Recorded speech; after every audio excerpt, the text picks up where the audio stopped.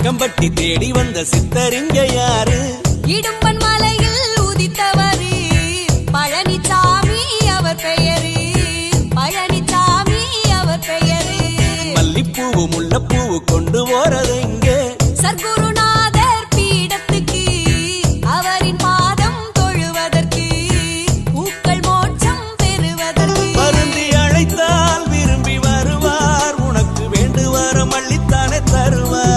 அருகில் இருந்தே உன்னை அணைப்பார். அவர் பிள்ளையன அன்பினைத்தான் கொடுப்பார். நெசமா நெசமா நெசமா சர்க்குருவை காண்பது நெசமா.